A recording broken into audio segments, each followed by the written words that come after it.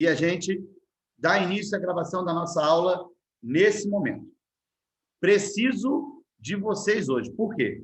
Boa parte da matéria de hoje vocês já viram. Só que eu preciso falar de climatologia geral. Compreenderam? Se eu preciso falar de Brasil, climatologia... você acabou, prof? A parte de... Não, Brasil foi a aula de ontem. Então, mas acabou a A parte de parte de climatologia? Brasil, acho que sim, fechamos a teoria. Aí eu vou depois botar lá no Telegram a nossa folhinha de exercícios para vocês irem produzindo. Beleza. Beleza. Aí hoje, Brasil não, caramba. Hoje, geral, a gente vai falar de algumas coisas que, inclusive, eu estava dando um tempinho para ver se o Eduardo chegava. Porque uma das dúvidas daquela questão que ele botou lá no grupo da gente, que eu estava tentando tirar com ele, eu vou tirar agora uma parada para vocês poderem aprender de uma vez por todas aquela situação da circulação geral da atmosfera. Tá bom? Então, boa, aquela questão boa zona, né? Boa zona. Então, olha só, vamos começar aí a nossa aula de hoje. Para a gente poder andar um pouquinho mais rápido, hoje eu não vou para o quadro tradicional. Hoje eu vou usar isso aqui porque ajuda a gente nas imagens de algumas coisas, tá? Eu vou usar ali algumas imagens para vocês poderem compreender ainda mais aquilo que foi dito na parte de Brasil. Eu estou olhando aqui para a minha imagem, parece que de vez em quando fica lento. A minha voz sai bem para vocês? Está travando? Está alguma coisa assim ou está bem? Está de boa? Tá? Deixa eu ver. Tá, então tá bom. Então, beleza. Tá bom. Pô, valeu então. Porque eu fiquei toda hora que eu fico olhando aqui, parece que eu dou uma travada, aí parece que eu fico tipo Matrix. Ontem deu mesmo, É, mas hoje... fica estranho, mas o pessoal está falando que tá bom, então vamos lá. Rapidinho, aqui a gente não vai perder muito tempo em vários tópicos, não. Alguns são essenciais, aí a gente para e discute. E claro, gente, o que você quiser me perguntar, poxa, o bom da gente estar assim mais próximo, né? Nossa turma menorzinha, é que a gente pode perguntar o que a gente não souber. Se eu souber responder, eu vou falar. Se eu não souber, a gente vai buscar respostas. Então vamos lá, a gente continua a climatologia e a galera que faz SpaceX vai perceber o quanto essa aula ajuda a entender ainda mais Brasil. Vamos seguir. Aqui nós já fizemos lá em Brasil, falando sobre o conceito de tempo e clima, só recapitulando que tempo são as condições momentâneas e o clima é uma sucessão de tempos, é a média dos tempos, como ele ocorre em um período mínimo de 30 a 35 anos. Ponto.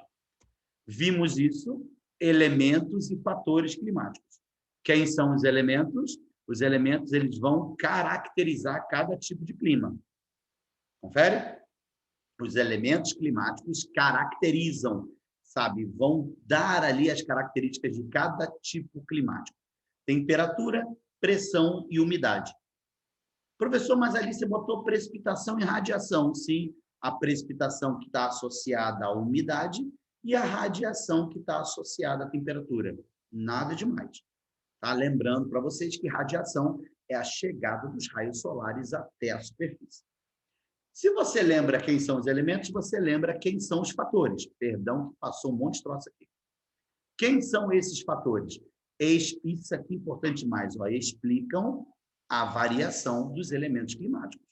E ali, ó, todos que vimos em Brasil, você está vendo aqui agora. Latitude, altitude, relevo, vegetação, corrente marítima, massa de ar, maritimidade, continentalidade. Tranquilinho? Pois bem. Já que você está craque nisso, e se você tiver alguma dúvida, você vai me perguntar, ou no chat, ou vai ligar o microfone, você vem para cá. Nossa, esse troço está muito sensível. Relações entre fatores e elementos climáticos. Esse primeiro fator, de boa, que é a questão de você relacionar o elemento temperatura a partir da radiação solar, tá? Com aquilo que é apresentado na superfície. A radiação solar, raios solares chegam até a superfície, como essa imagem amarelinha que você está vendo aqui. Os raios solares chegam até a superfície. Aquecem superfícies líquidas e sólidas. Combinado? Isso não aquece diretamente a atmosfera. Quem vai aquecer a atmosfera é aquilo que vai ser refletido. Tá bom? A radiação chegada dos raios solares. A irradiação é aquilo que é refletido da superfície. Tá? Aí sim, aquilo que é refletido aquece o ar atmosférico. No que aquece o ar atmosférico, você tem a irradiação, que também pode ser chamada de taxa de albedo, taxa de reflexão da luz solar. É a capacidade de reflexão da luz, certo? Cada superfície vai possuir uma capacidade de reflexão. Beleza? Veja bem cada uma dessas superfícies. Veja ali que uma área urbana vai refletir aproximadamente 5%. Por quê? Porque é uma área com uma superfície muito escura, uma superfície marcada pelos calçamentos, pelo asfalto. Então, aquilo acaba absorvendo muito mais o calor e refletindo menos. Agora, olha as áreas com superfícies de gelo. Refletem mais de 90% dos raios solares que chegam lá. Isso explica por que o raio solar chega e não derrete diretamente o gelo nessa área. Vocês lembram disso quando a gente falou na parte de Brasil? Ou alguém está com dúvida nesse ponto da aula? Vê se alguém tem alguma dúvida, alguma coisa para poder ajudar vocês. Tem não? Fechou, então. Vamos seguir. Latitude, você dá a lembrar que é a distância de qualquer ponto em relação à linha do Equador. Deixa eu ver o chat. Isso, está tranquilo. Obrigado. Se latitude é a distância de qualquer ponto em relação à linha do Equador, aí vamos lembrar o seguinte, ó, não preciso nem ler isso aqui, porque você já sabe bem o que está escrito ali. Olha para a imagem, eu preciso das imagens. Você tem o eixo de inclinação terrestre. Latitude, ó, é a distância de qualquer ponto em relação à linha do Equador. Olha ali a minha latitude. Aqui a minha linha do Equador, onde ela está localizada. Considerando o eixo de inclinação terrestre, você vai identificar perfeitamente que em cada momento do ano os hemisférios são iluminados de modo distinto. Nessa imagem ali, você está observando que nós temos o verão do hemisfério sul. E por que eu sei que é verão? Porque, veja só, o trópico de Capricórnio, ele recebe uma chegada dos raios solares diretamente sobre ele. Você está identificando o fenômeno do solstício. Professor, o que é solstício?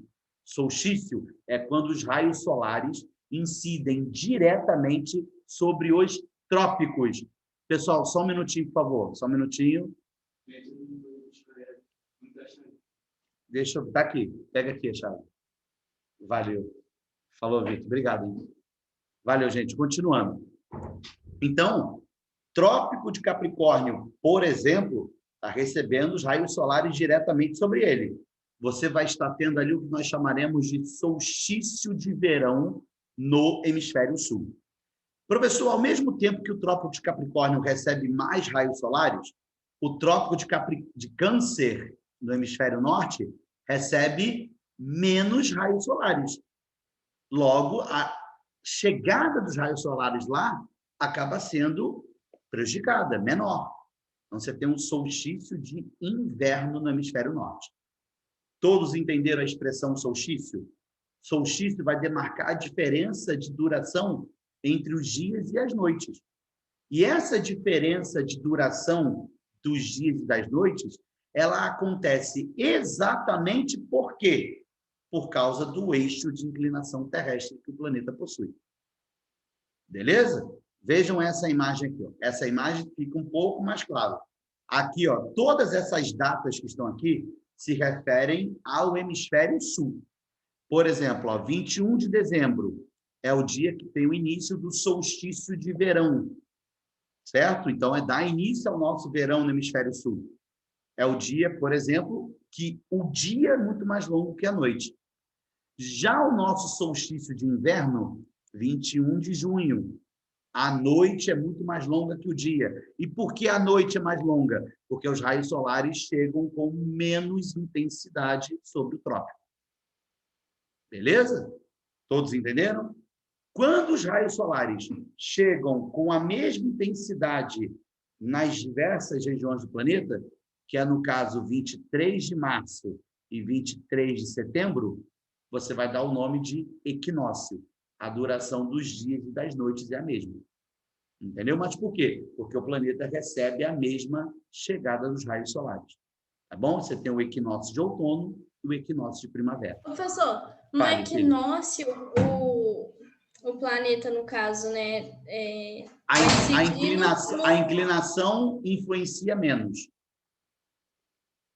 No Tá. equinócio, você tem menor influência da inclinação terrestre.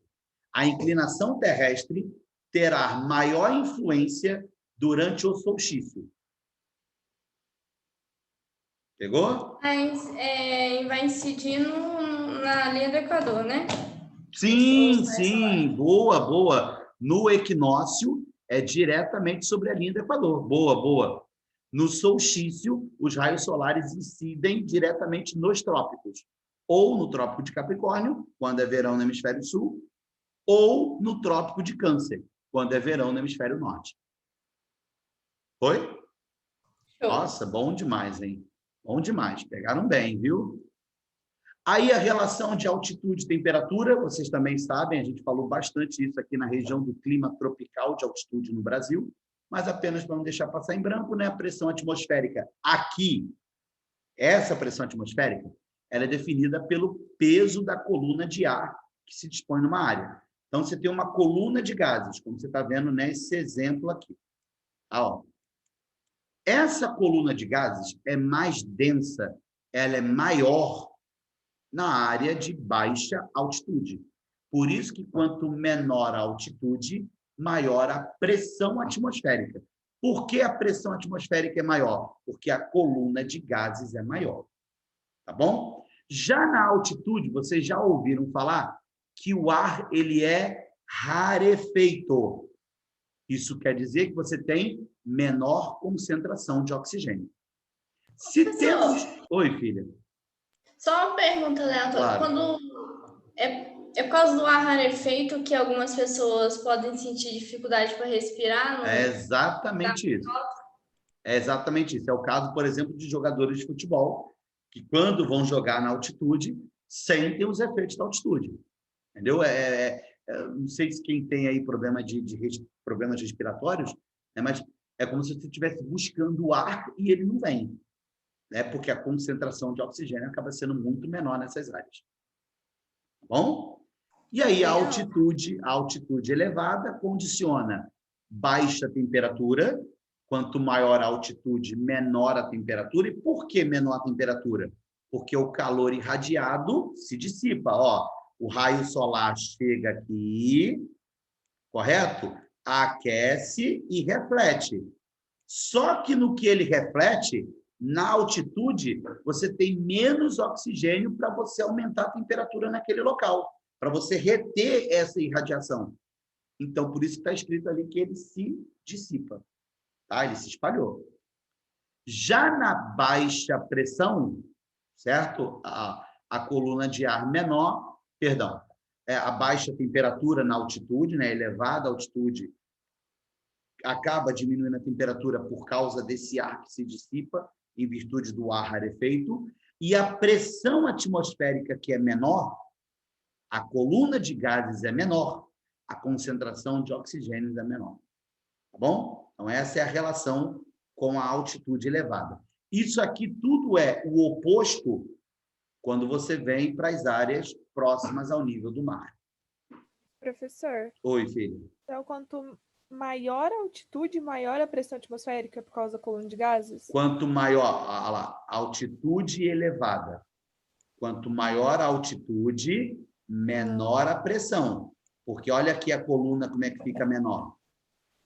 Ah, tá. Menor. E aí, Ana Letícia, essa menor pressão, atenção, todo mundo que está me ouvindo, se refere a uma questão local, se refere especificamente a uma questão envolvendo altitude.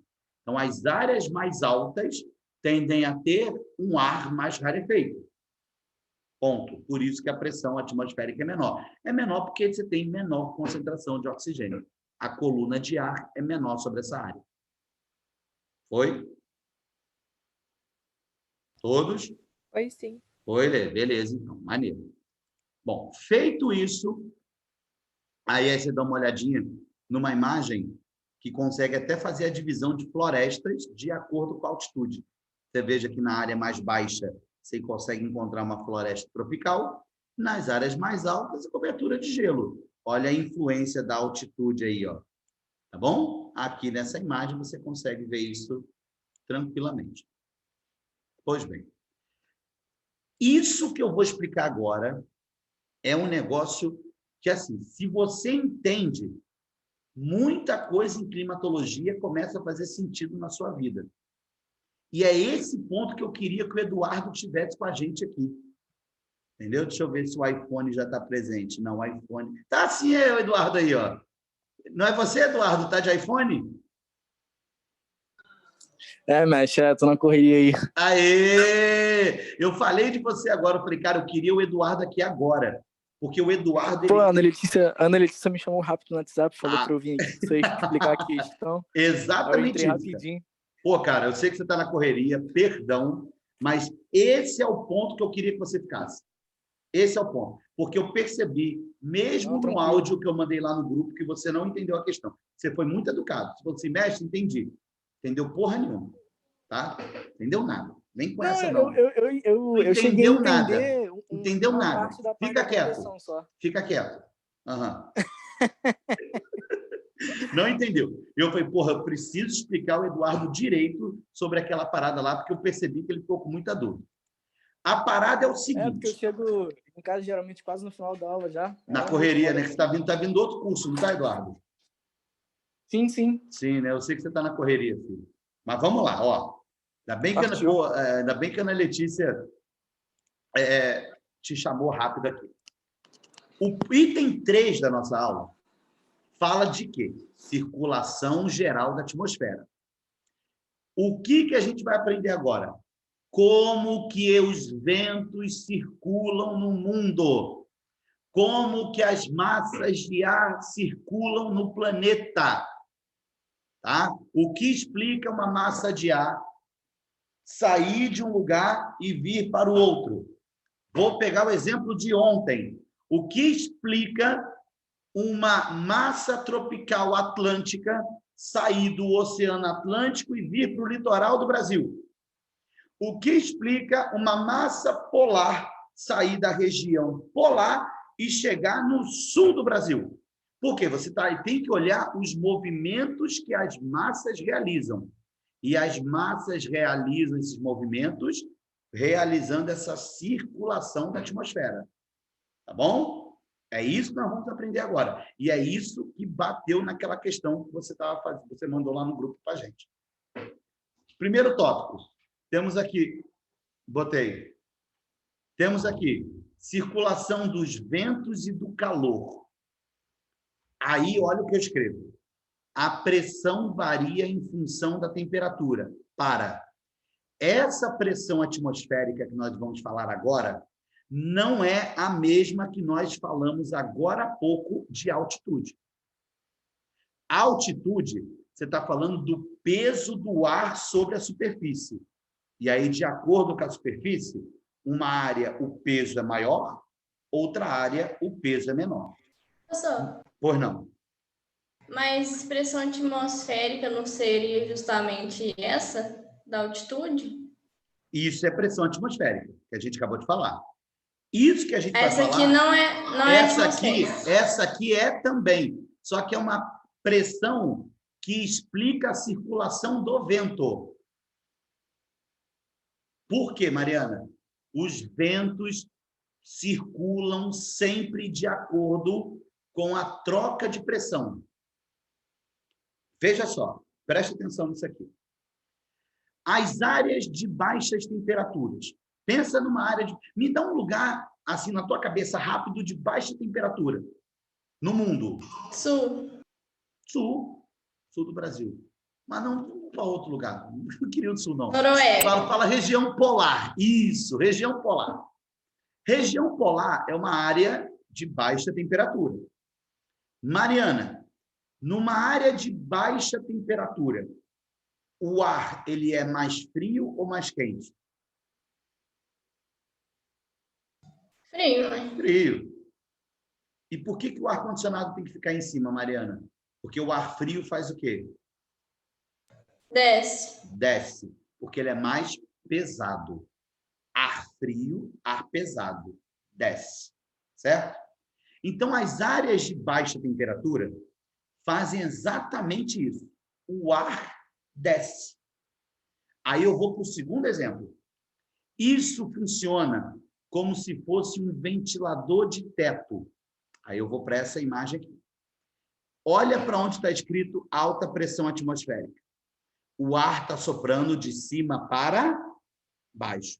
No que ele sopra de cima para baixo, você está vendo nessa imagem aqui também, ó. Tá bom?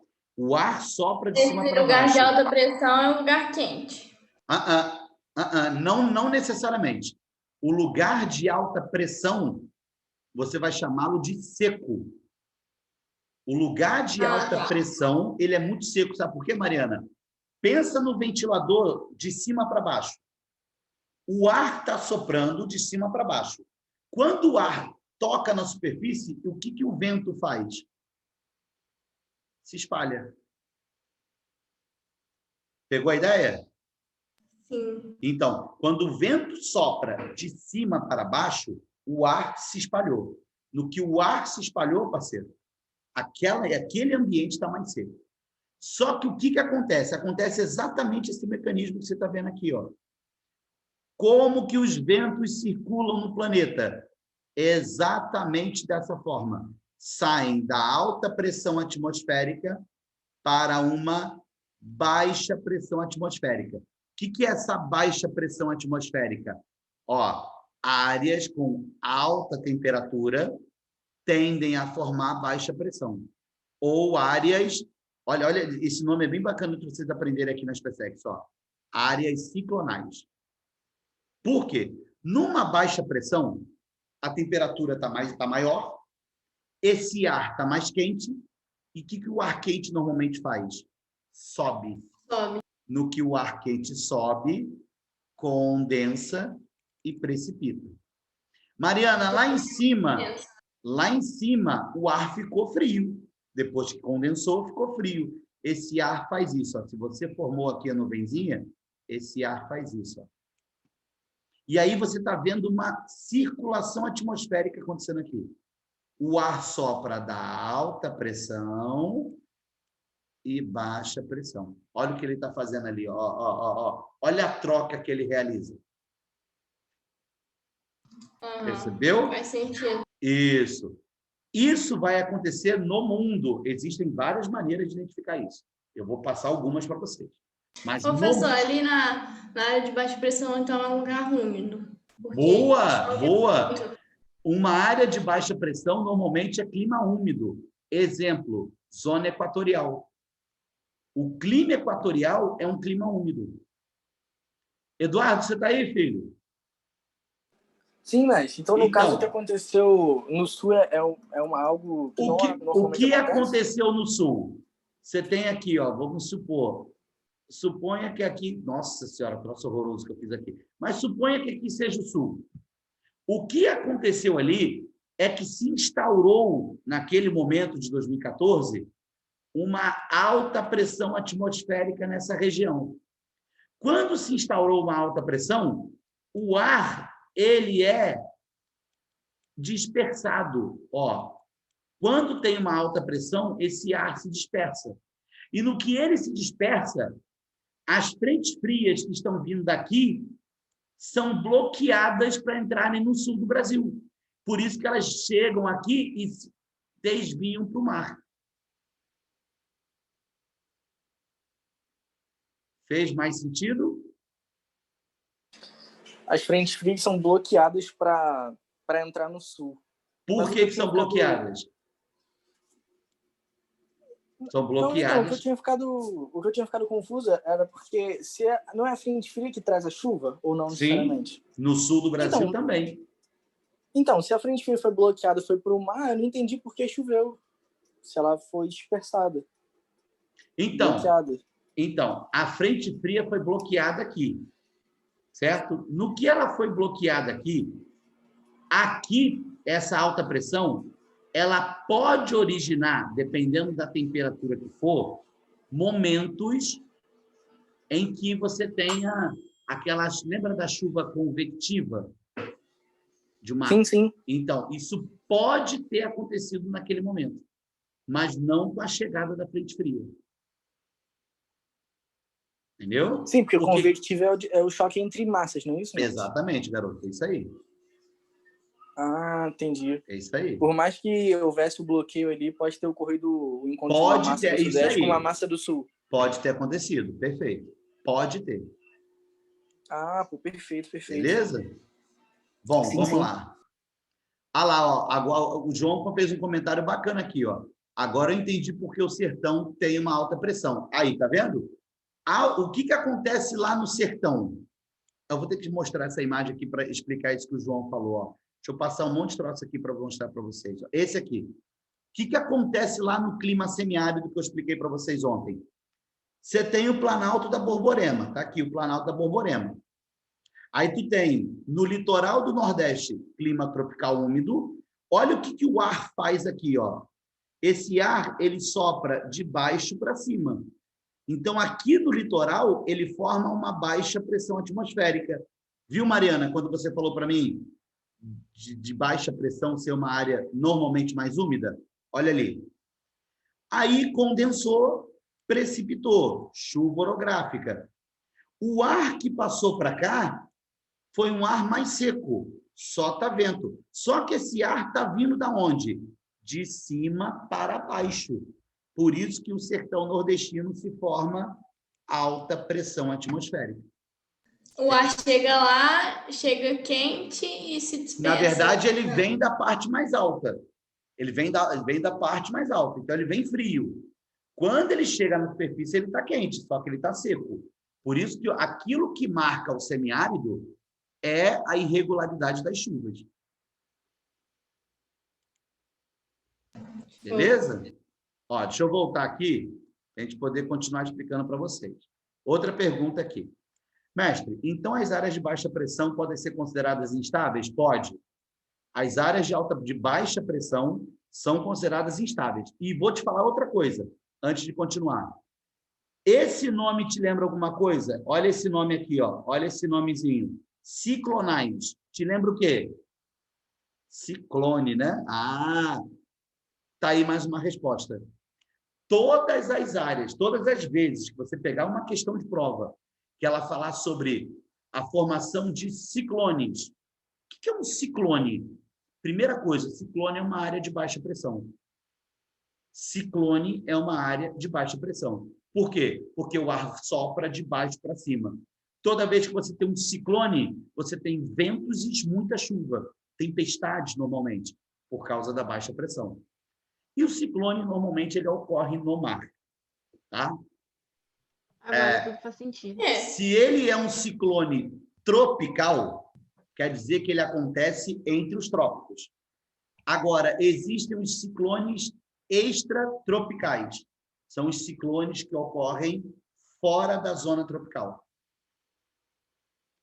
Pegaram as relações? Professor, Oi, filho. o que geralmente ocorre no mar?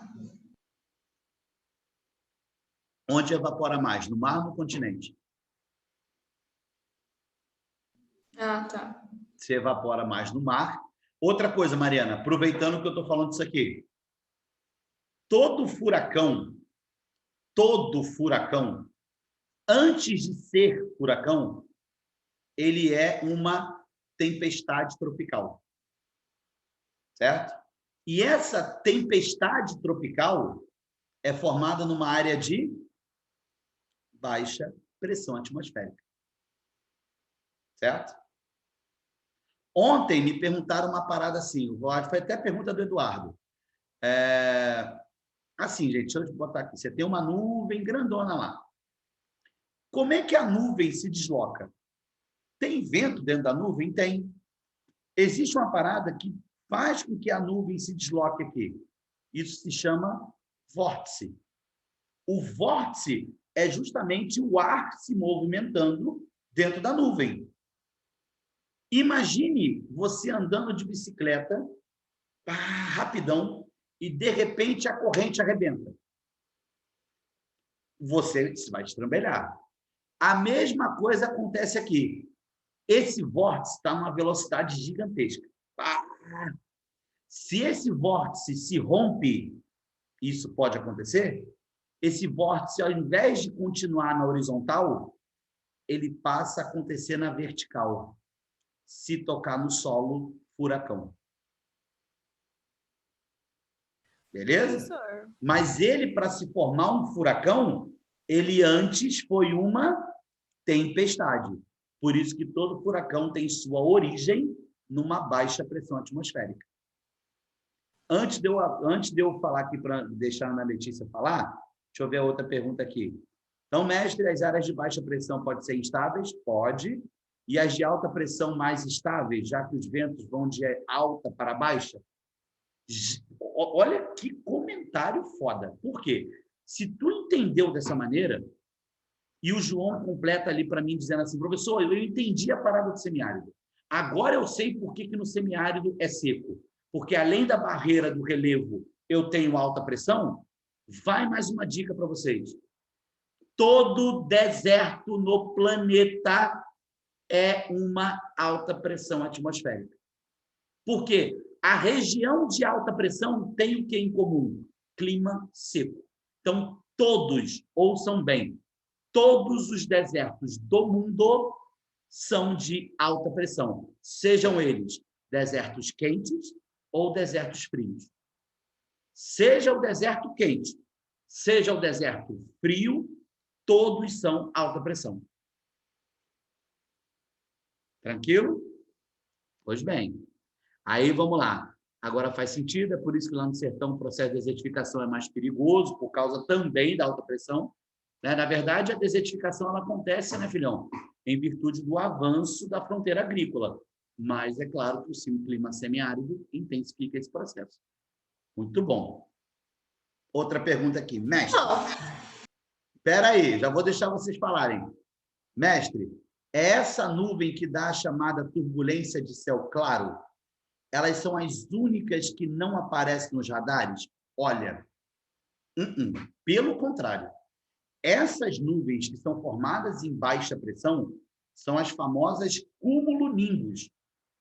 E elas aparecem para cacete nos radares. Não são as turbulências de céu claro, não. Dificilmente. Quem gera turbulência de céu claro é a alta pressão. Agora, a baixa pressão, não. A baixa pressão, as nuvens são bem intensas. Já na alta pressão, que o vento circula de cima para baixo, tá bom? Aí você já não consegue captar, porque o ar desce seco, não tem umidade. Maneiro, maneiro. Tirou onda. Vamos lá, Ana Letícia primeiro. Vamos lá, tira a dúvida. Ah, o negócio do furacão ali que você comentou. Ele acontece primeiro que ele era uma tempestade tropical, daí eu não entendi muito bem a questão. A nuvem estava no movimento horizontal e depois desceu para vertical, tocou o solo e virou furacão. O tornado seria praticamente a mesma coisa? Assim, a maior diferença, furacão, tornado, tufão, primeiro é a regionalização dele.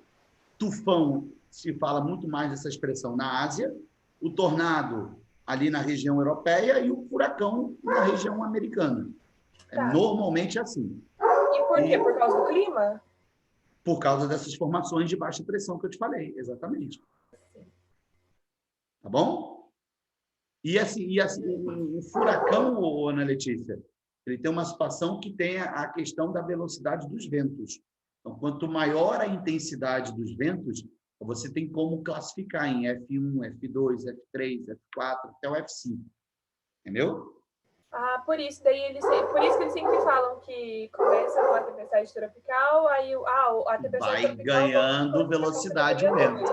É isso aí. Ah, entendi. Maneiro. Mestre, teria como falar da chuva ciclonal?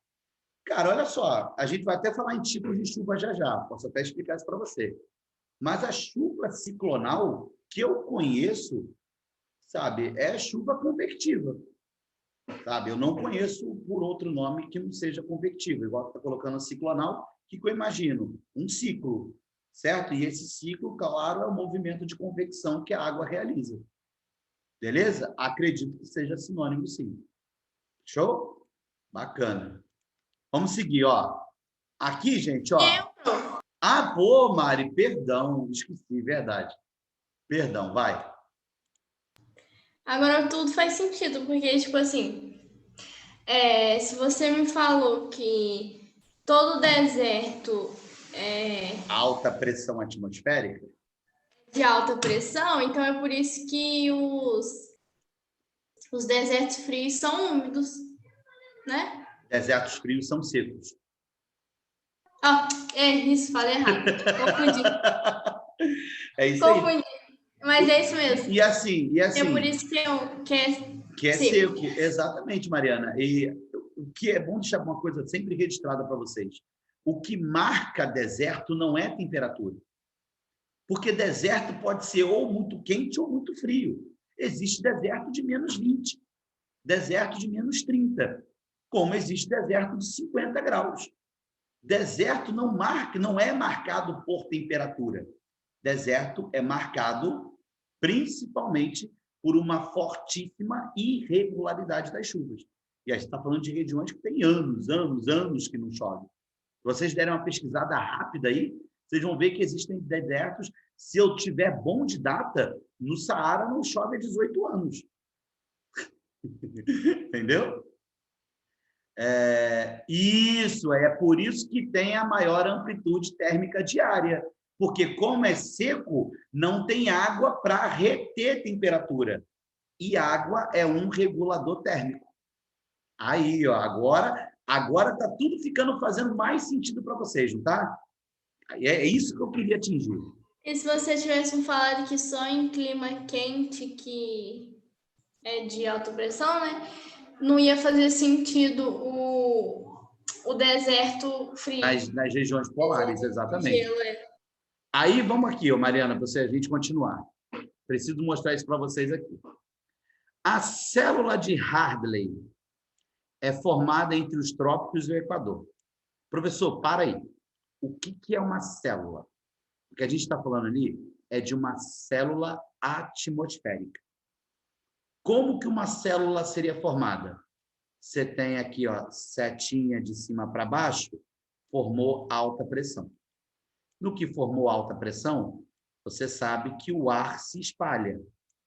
No que o ar se espalha, ele vai em direção a uma área de baixa pressão atmosférica, que você aprendeu que na baixa pressão, o ar vai de baixo para cima, que aqui condensa, precipita. E no que condensa, precipita, o ar frio que está aqui em cima se espalha. Só que você sabe que o ar mais frio é pesado, então ele desce. Olha ali. Então, isso que você acabou de ver eu fazendo aqui, ó, você está vendo? O ar desce, vem, sobe, condensa e se espalha de novo. Isso é uma célula atmosférica. E quando essa célula ela é formada, por exemplo, entre a zona equatorial e as áreas próximas aos trópicos, aqui na latitude de 30 graus, você vai formar tanto no hemisfério norte quanto no hemisfério sul uma célula atmosférica chamada célula de Hartley. Todos entenderam? Todos, né? Se tu entendeu essa célula de Hartley, isso vai originar o quê? A zona de convergência intertropical. Quem é a zona de convergência? É essa aqui, ó. Deixa eu voltar aqui, ó. Caramba. Olha aqui, gente. Olha o desenho que eu estava fazendo ali, ele está aqui, ó. Aqui você tem 0 graus, latitude de 30, latitude de 30. Esse negócio circulando aqui é a célula. Olha a célula atmosférica. Aqui é a tal da célula de Hartley. Tá? E você está vendo que o ar sopra da alta para baixa pressão. Confere? Se ele sopra da alta para a baixa, olha a circulação que ele realiza aqui. Olha isso, que lindo. Só que aqui na zona equatorial, você está vendo que o ar sopra da latitude de 30 em direção a zero. Latitude de 30 em direção a zero. Quando esse ar se encontra na zona equatorial, esse ar está mais aquecido e mais úmido. A gente sabe que a zona equatorial é mais quente. Então, esse ar mais quente e úmido, ao se encontrar, origina a zona de convergência intertropical. Vai dar origem a essas nuvens que estão chamadas de cumulonimbus e as chuvas convectivas passam a acontecer com maior intensidade. Aí, veja só, lá em cima, o ar continua chegando. No ar que continua chegando daqui, quem está aqui é expulso. Você tem, então, o ar que chega e o ar que é expulso. Quem é o vento que chega? São os ventos alísios. Quem são os ventos expulsos? São os ventos contra-alísios. Fechou? Então, ali nós temos ventos alísios e contra-alísios para formar essa zona de convergência intertropical. Fala aí, filhão. Pode relembrar bem resumidamente, só para refrescar a memória, o que são os ventos alísios? Ventos que sopram das altas pressões daqui da latitude de 30 em direção à baixa pressão equatorial na linha do Equador. Então, é isso aqui. Esse é o vento alísio, o Murilo, olha ele aqui. Ó. Ele está soprando daqui em direção à zona equatorial. Beleza? Peguei, lembrei. Pegou? Maneiro.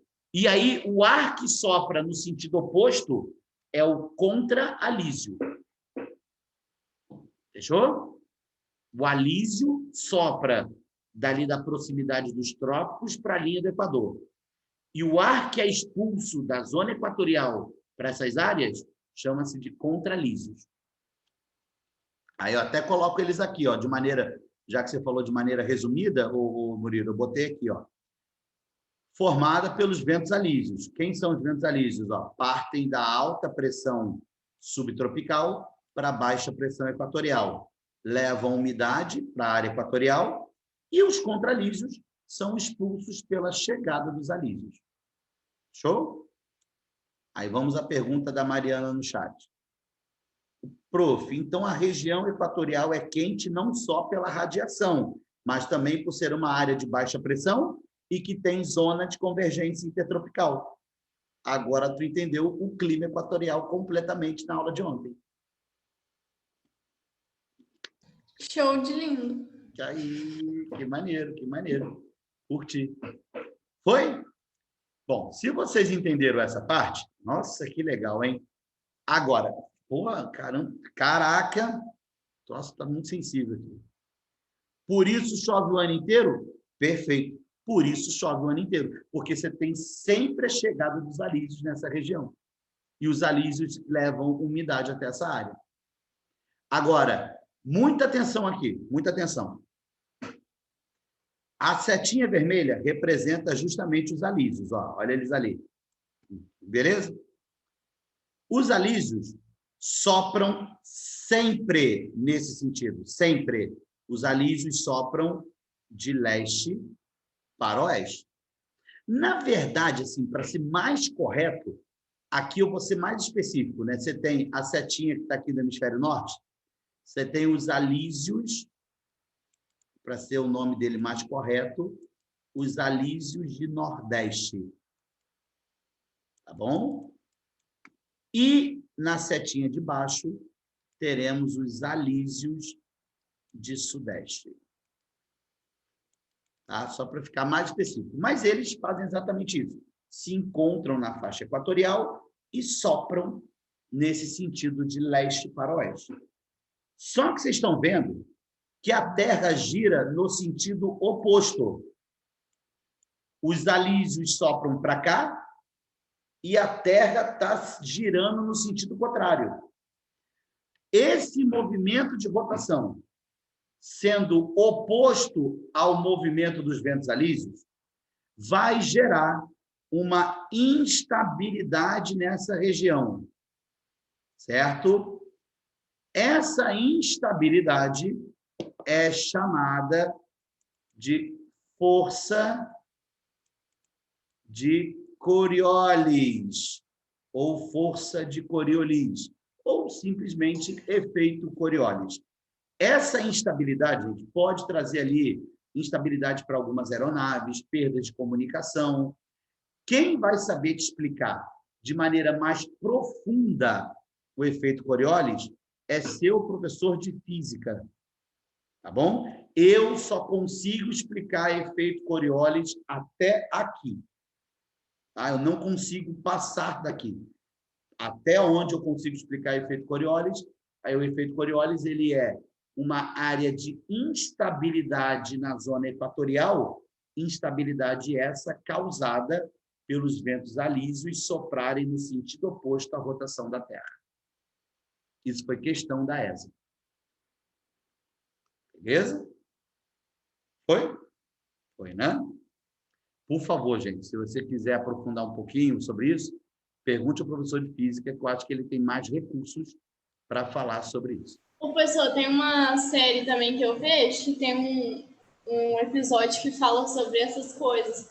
Qual é o nome da série? Eu esqueci, depois eu mando lá. Depois manda lá, manda lá. Mas é legal, fala sobre algumas navegações que já perderam comunicação nesse lugar, que desapareceram para sempre. Aí, que maneiro. Caraca. Maneiro assim, maneiro a história, né? Não o fato. Sim, eu sei. Pelo amor de Deus, hein? Ô, professor. Oi, filho.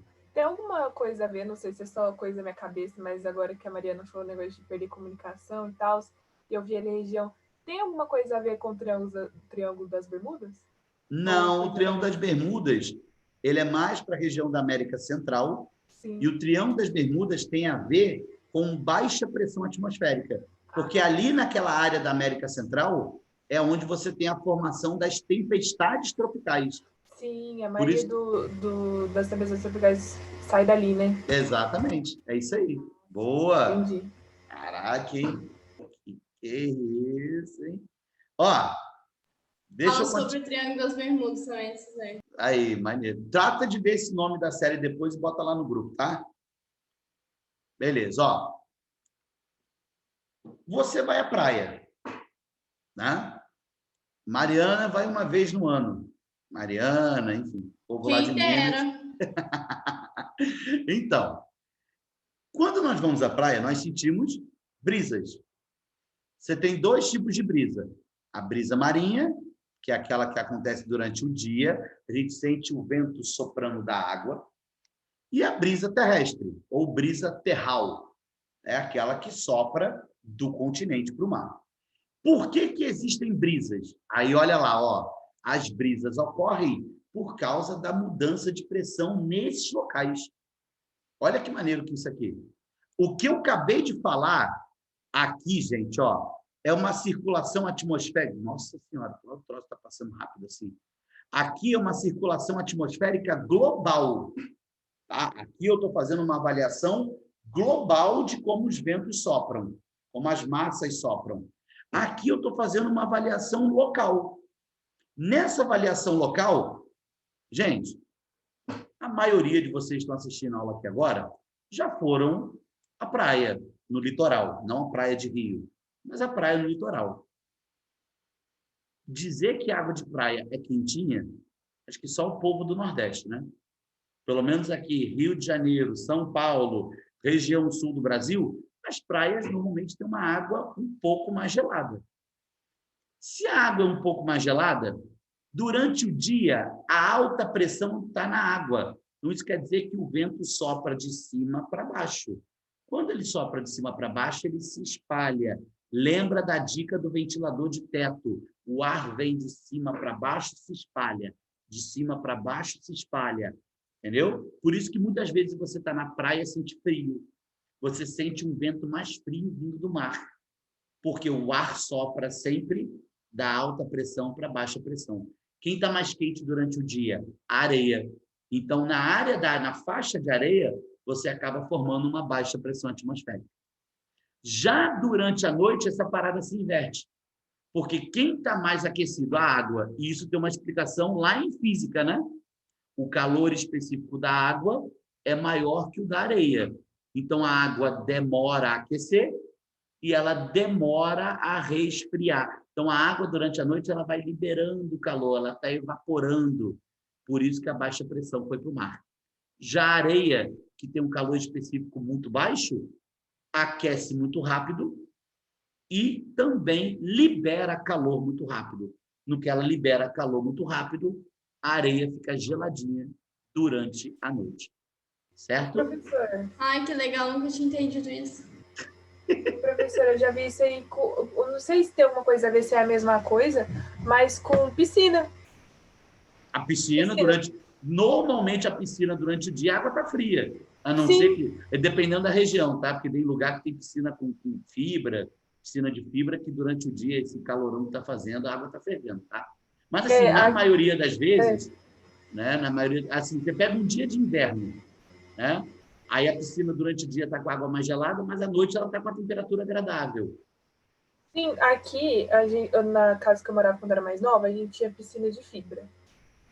Aí a gente entrava de dia, tava muito gelada, mesmo fazendo muito calor, tava muito gelada. Se a gente fosse entrar lá pelas 8, 9 horas da noite, a piscina já tava com uma água mais gostosinha, tava com uma água mais morna. Ô, Letícia, você tá vendo que esse povo tá falando no chat? Olha só, a Maria Carolina ficou reclamando que ontem eu deixei ela vermelha. Aí hoje que...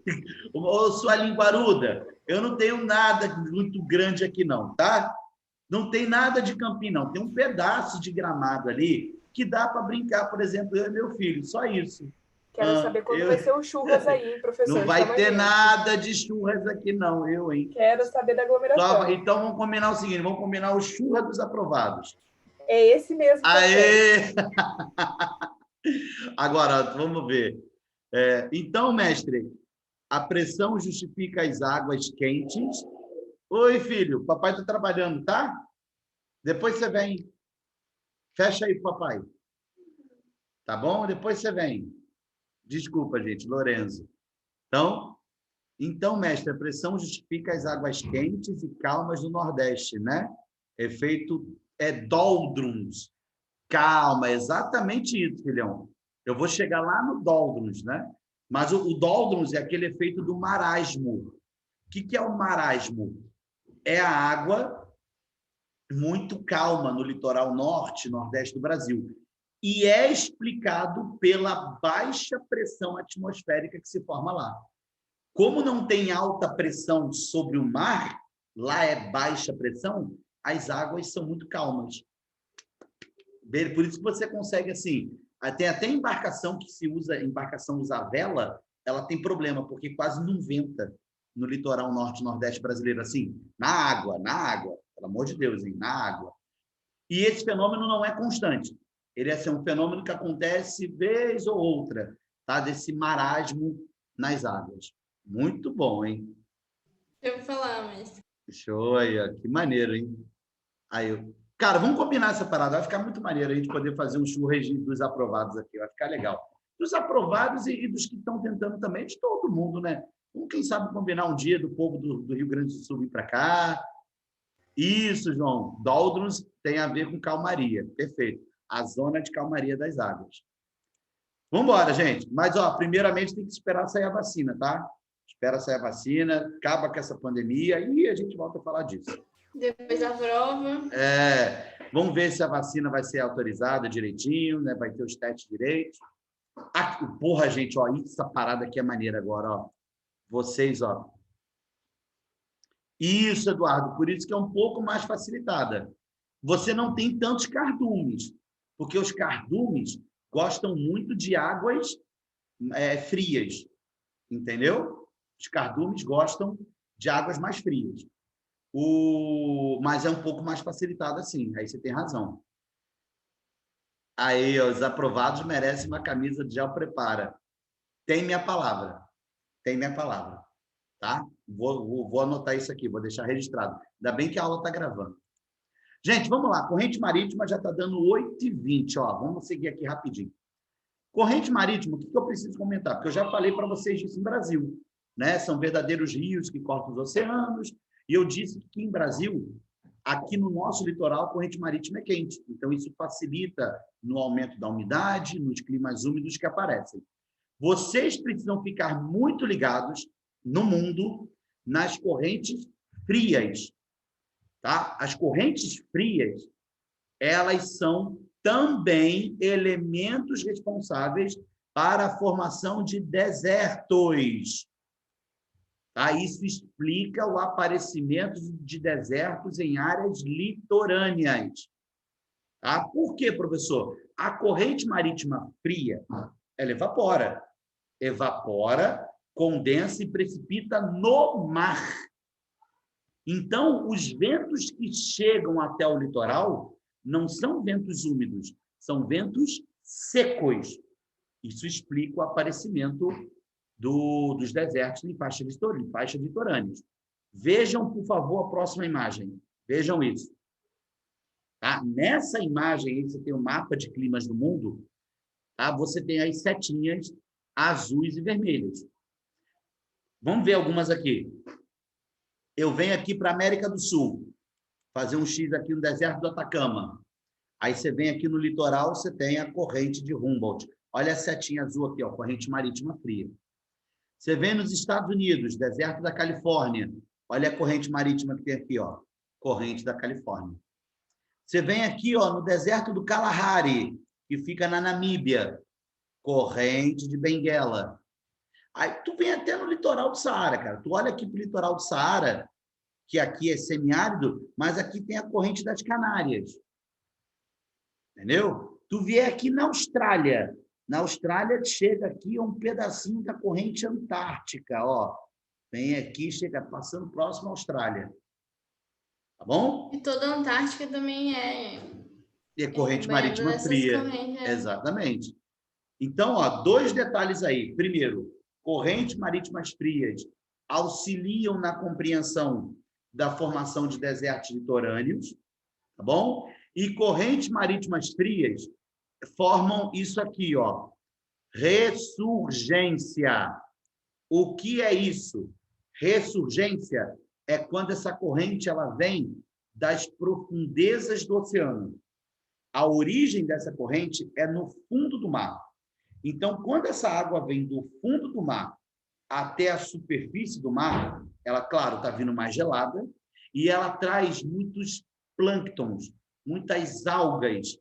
Por isso que a área de corrente marítima fria gera um alto volume de peixes, gera uma alta viscosidade. Tá? Padrão. Eita, gente, caramba, o negócio passando rápido aqui. Todos entenderam esse lance das correntes marítimas frias? Aqui, deixa eu aproveitar que eu estou nessa imagem, só para fazer um comentário. Antes da Mariana comentar, eu vou fazer, ó. Olha isso aqui rapidinho, por favor, rapidinho. Latitude de 30, latitude de 30. Acompanha a latitude de 30. Deserto na Califórnia, deserto no Saara, deserto arábico. Latitude de 30 sul, deserto do Atacama, deserto no Kalahari, deserto na Austrália. Toda a área de deserto obrigatoriamente tem o quê? Latitude de 30 graus. E a latitude de 30 Alta graus pressão. tem o quê? Ah lá, ó, já responderam. Alta pressão atmosférica. Se tem alta pressão atmosférica, o ar sopra de cima para baixo e vai se encontrar na latitude de 0. Olha a latitude de 0. Clima úmido, clima úmido, clima úmido. Nossa, professora, é muito bizu assistir aula com o mapa. Tá, Real. tô te falando? É absurdo. Muito bizu. É absurdo. Esse é o bizu. Se a gente, esse pode ser um Isso bizu, né? é o bizu de verdade. Então, isso é, porque assim, e toda aula, gente, toda aula, se vocês puderem botar um mapa do lado, vai ganhando forma. Você vai falando assim, caraca, é assim, vê assado. É muito desse jeito mesmo. Bom, Maritimidade, umidade perdão. Rapidinho, mestre. Oi, perdão, Mário. É verdade, eu ia te dar a palavra. Foi mal. Se você acha que se tivesse corrente fria ali no litoral do Nordeste, o sertão já seria. Seria uma Como área fala? desértica? É. É possível, é possível. É possível. Entendeu? Mesmo com toda a situação ali colocada, é possível. Não posso te afirmar, não. Agora, lembra que me perguntaram agora há pouco, acho que a Letícia perguntou do Triângulo das Bermudas, que eu respondi que é uma área de baixa pressão atmosférica? A gente está aqui nessa região da América Central. Se você olhar aqui, olha as correntes que passam aqui também, ó. Tá? Essas correntes quentes auxiliam bastante no aumento da temperatura do mar dessa região. E, gente, aproveitando que eu voltei aqui, um detalhezinho. Prometam que não vão esquecer dela. Tá? Achem, por favor, a corrente do Golfo. Viu ela aqui, ó, a corrente do Golfo? Olha ela ali. Sim. Essa corrente é originada aqui, ó, no Golfo do México, onde eu acabei de fazer o xizinho. Tá? Essa corrente, acompanha ela, por favor. Ela sai daqui do Golfo, atravessa o Atlântico e chega ao norte da Europa. Você está vendo que, ao chegar no norte da Europa, passa aqui na Península Escandinávia, está chegando ao norte da Rússia? Uhum. Ela é responsável por temperaturas amenas nessa região. Na Noruega, só não faz mais frio por causa dessa corrente marítima. Entenderam? Ô, professor, falando nisso, essa série que eu acabei de comentar, quando nesse episódio aí, que fala sobre o Triângulo das Bermudas, também comenta sobre as correntes. Tipo assim, ele vai mostrando imagens, vídeo, é muito interessante, Olha, muito gente, mesmo. olha. Caraca, Muito mistério que caraca, chama. as aulas de geografia aqui estão ficando cada vez mais bisuradas, porque é mapa, aí já vem uma com a série tal, já vem a outra com dica tal. Aí estão, caraca, tá ficando bom. Tem que contar os planos de estudo, hein, professor? Planejamento. Ô, papai! Vem, ó, vem com o papai, ó. Maritimidade, influência do mar, lembramos bem. Então, proximidade do mar, maior umidade, menor amplitude térmica, clima mais ameno. Deixa eu perguntar uma coisa para vocês. Isso aqui é regra? Posso dizer que isso aqui, tudo que eu escrevi, é uma regra? Não. Não. Qual é a exceção? As áreas que apresentam correntes marítimas frias. Vocês acabaram de ver. Continentalidade, que é o quê? As áreas mais afastadas do litoral. Clima mais rigoroso, menor umidade, a amplitude térmica é maior, amplitude é a variação de temperatura, colabora para a formação de deserto. Toda a área de continentalidade é seca? Também não. Exceção, uma das maiores que nós temos, ó, vou voltar para te mostrar. Olha aqui a área da Amazônia brasileira, ó. Olha aqui o clima equatorial na região da floresta do Congo. São algumas das exceções que a gente pode colocar, tá? Tipos de chuva, molezinha. Primeira chuva que você está vendo, olha ali, João, você tinha me perguntado da chuva ciclonal. Eu entendo ciclonal como convectiva. Por quê? O ar quente sobe, condensa e precipita. Ou seja, a água sobe no estado de vapor e retorna no estado líquido. É a típica chuva de verão. É a chuva que acontece na Amazônia o ano inteiro e nas demais regiões, basicamente durante o verão. Beleza? Chuva convectiva. Chuva orográfica é a que tem a presença da barreira orográfica, a presença do relevo, formando área de barlavento e sotavento. Barlavento é em costa úmida, sotavento é em costa mais seca. E aqui, nossa, como o troço está sensível. E aqui as chuvas frontais. O que é uma chuva frontal? Foi o que o Eduardo explicou. Encontro de massas de ar com características diferentes. Você está vendo uma massa de ar frio que vai chocando com a massa de ar quente, que se eleva, condensa e precipita. Ou seja, no contato entre elas, o ar quente é mais leve. Então, o ar quente sobe. Ele sobe, condensa e precipita. Beleza? Padrão. Típica do período do inverno no Brasil, com as maiores chegadas das frentes frias. E aí, gente, olha aqui. Aquela questão que a gente falou dos desertos para vocês, né? A gente bota ali de novo a questão do deserto. E deserto, eu botei ali elevadas temperaturas, mas depois, no próximo slide, eu corrijo, né? Ó, eu corrijo assim, coloco a definição marcada por escassez de umidade. Podem ser frios também. E ali, tudo que eu expliquei sobre deserto, eu resumi aqui. Tá? Que deserto pode... Todo deserto tem alta pressão, certo? E ele pode ser ou com influência de corrente marítima ou com influência da continentalidade. Tranquilo? Olhe para o climograma. Eita! Olhe para o climograma. O que é um climograma? Gráfico do clima. Marca precipitação, que é o volume de chuvas, e a temperatura, que é essa linha que você está vendo aqui. Tá bom? Veja que o deserto é marcado por isso aqui, gente, ó, por uma baixíssima pluviosidade. É a grande marca de um deserto, além da grande amplitude térmica diária. Tranquilo? Fechou? Fechou? Pois bem, gente, então acho que eu consegui passar a mensagem do dia. Essa é a nossa mensagem do dia. Beleza? O que nós vamos fazer na próxima aula de geral? Tipos climáticos do mundo. Tá bom? A gente vai falar em tipos de clima e vegetações do mundo, porque a nossa próxima aula de Brasil já entra vegetações do Brasil. E eu vou deixando Brasil e geral muito próximos. Tá bom? Professor, Oi, fale. o negócio que eu ia comentar Sim. é que eu sempre gostei muito de ver Globo Repórter. E nessa primeira parte, né, de geografia, ajuda muito, porque vai mostrando o solo, a vegetação dos lugares, assim, se você vendo na prática, né, como é que funciona. Ali tem muita coisa legal, bacana que você pode aproveitar. É. Tem muita coisa Tem que você mesmo. pode aproveitar. Isso aí. Eu também, assim, eu acho que a gente não pode cair, né, Mariana, na besteira de achar que tudo... não cair no senso comum. Né? O que eu quero dizer com isso?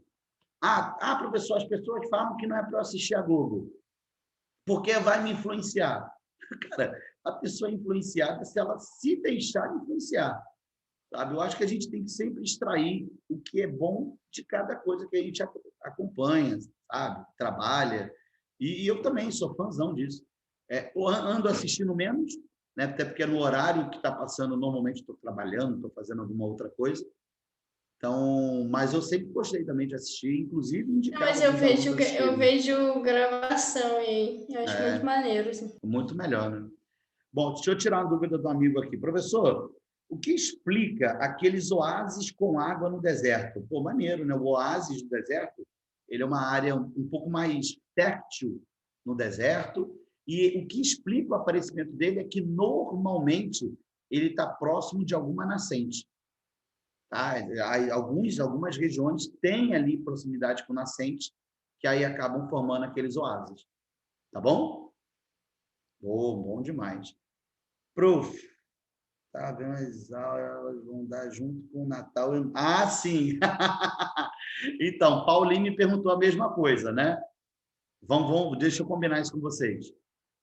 Realmente, as aulas batem ali nas festas de final de ano. O que eu estou querendo fazer? Eu estou querendo dar uma pausa, né? Não adianta a gente botar aula na semana de Natal, Ano Novo. É aquele caso que eu falei para vocês. A gente tem que viver, tem que saber dar também uma pausa.